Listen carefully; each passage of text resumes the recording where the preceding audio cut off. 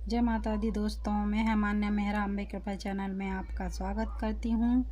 आज आप श्रीमद् देवी भागवत महापुराण के प्रथम स्कंद के अध्याय 10 का पाठ सुनेंगे और इस चैनल को लाइक और सब्सक्राइब करें। धन्यवाद। अतः 10वां अध्याय व्यास जी की तपस्या और वर प्राप्ति। ऋषिगण बोले, हे सूत जी, आपने हमें पहले ही बतला दिया है कि असीम तेज वाले व्यास जी ने कल्याणकारी समस्त पुराणों की रचना करके उन्हें सुखदेव जी को पढ़ाया।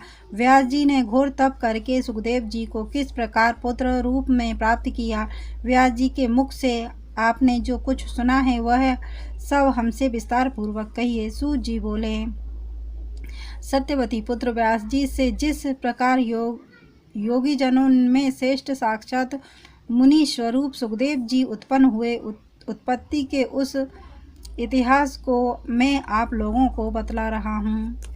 सत्यवती के पुत्र महर्षि व्यास पुत्र प्राप्ति के लिए दृढ़ संकल्प कर अत्यंत मनोहर सुमेरु पर्वत के शिखर पर कठोर तपस्या करने लगे। नारद जी से सुने गए एकाक्षर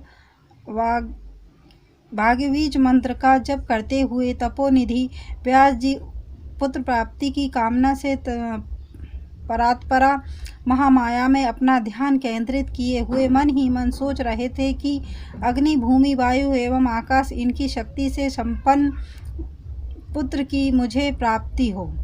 इस प्रकार प्रभु संपन्नता से वे व्यास जी निराहार रहते हुए 100 वर्षों तक शंकर एवं सदाशिवा भगवती की आराधना में लीन हो रहे।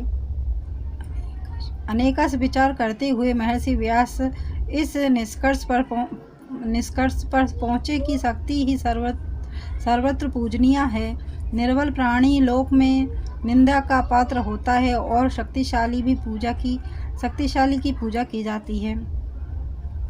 जहाँ पर्वत शिखर पर कर्णकार पुष्प के अद्भुत वन में देवता एवं महातपस्वी मुनि वृंद विहार करते हैं, जहाँ शूर, वसु, रुद्र, पवन, अग्नि, अवनीश कुमार द्वय एवं ब्रह्मवेताओं में श्रेष्ठ अन्य मुनिजन निवास करते हैं, मधुर संगीत की ध्वनि से मुखरित उसी सुमेरु पर्वत की चोटी पर सत्यवती नंदन धर्मात्मा व्यास जी ने तपस्या की। उसके इस तपचरण के प्रभाव से समग्र चराचर जगत व्याप्त हो गया और महामेघा संपन्न पराशर पुत्र व्यास जी की जटा अग्निवर्ण हो गई। तदंतर व्यास जी का यह तेज देखकर इंद्र भयभीत हो गए। तब इंद्र को भयाक्रांत तथा व्याकुल देखकर भगवान शंकर जी उनसे कहने लगे। शंकर जी बोले, हे सुरेश्वर, आपको क्या दुख है?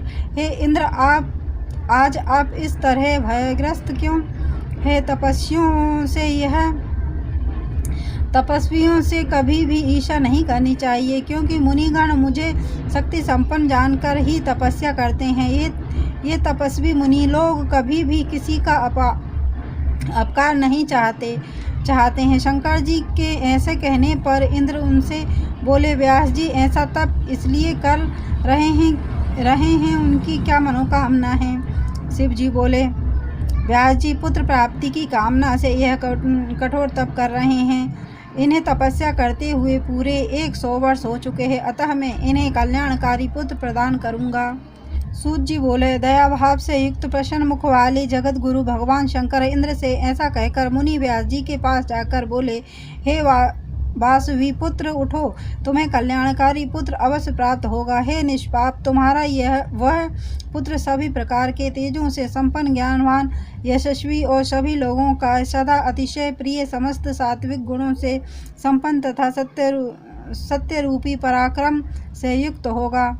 सूत जी बोले, तब शूलपाणी शंकर जी का मधुर वचन सुनकर उन्हें प्रणाम कर द्वैपायन व्यास जी ने अपने आश्रम के लिए प्रस्थान किया। वहां पहुंचकर कई वर्षों तक घोर तप करने के कारण अतिशय शांत महर्षि व्यास अरण्य में समाहित अग्नि को प्रकट करने की कामना से अरणी मंथन करने लगे। मंथन कर रहे व्यास जी के मन में उस समय महान चिंता हो रही थी।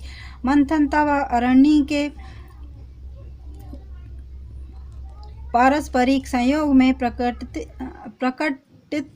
अग्नि को देखकर व्यास जी के मन में अचानक पुत्रोत्पत्ति का विचार आया कि अरणी मंथन जनित अग्नि की भांति मुझे पुत्र कैसे उत्पन्न होगा, क्योंकि पुत्र प्रदान करने वाली अरणी रूपी वह रूपवती उत्तम कुल में उत्पन्न तथा पवित्र पतिव्रता युवती स्त्री मेरे पास है नहीं। साथ ही पैरों की श्रृंखला के समान स्त्री को मैं कैसे अंगीकार करूं? पुत्र उत्पन्न करने में कुशल और पतिव्रत धर्म में सदा तत्पर रहने वाली पत्नी मुझे कैसे मिले? पति परायण निपुण रूपवती कैसी भी स्त्री हो, वह सदा बंधन की कारण ही बनी रहती है। स्त्री सदा अपनी इच्छाओं के अनुसार सुख प्राप्त करना चाहती है। शंकर जी भी नित्य स्त्री के मोहपाश में फंसे हुए रहते हैं। अतः अब मैं अत्यंत विषमग्रस्त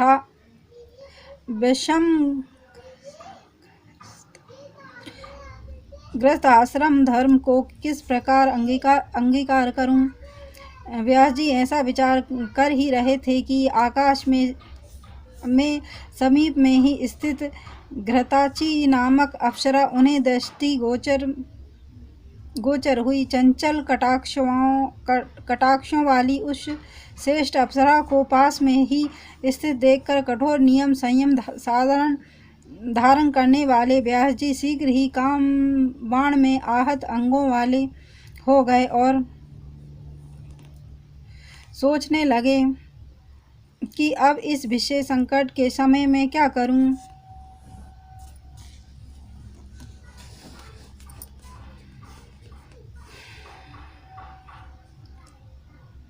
धर्म के समक्ष इस दुर्जन काम वासना के वशीभूत होकर यदि मैं छलने के लिए यहाँ उपस्थित हुई इस अप्सरा को स्वीकार करता हूँ, तब ऐसी स्थिति में महात्मा तथा तपस्वी गण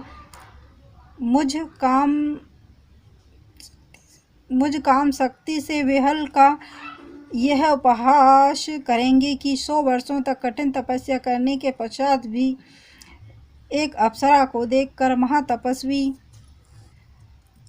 व्यास इतने विवश कैसे हो गए, और फिर यदि इसमें अतुलनीय सुख हो तो ऐसी निंदा भी होती रहे, अर्थात उसकी अपेक्षा भी की जा सकती है। गृहस्थ आश्रम पुत्र प्राप्ति की कामना पूर्ण करने वाला, स्वर्ग भी प्राप्ति कराने वाला तथा ज्ञानियों को मोक्ष देने वाला कहा गया है, किंतु वैसा सुख इस देवकन्या से नहीं प्राप्त होगा। पूर्व काल में मैंने नारद जी से एक कथा सुनी थी, जिसमें राजा पुरुरवा उर्वशी के वशीभूत होकर अत्यंत संकट में पड़ गए थे। इति श्री श्रीमद्देवी भागवते महापुराणे अष्टादशसहस्रस्यां संहितां प्रथम स्कंधे शिववरदान वर्णनम नाम 10वां अध्याय। माता दी दोस्तों, और ये वीडियो अगर आपको अच्छा लगा हो तो चैनल को लाइक एंड सब्सक्राइब करें। धन्यवाद।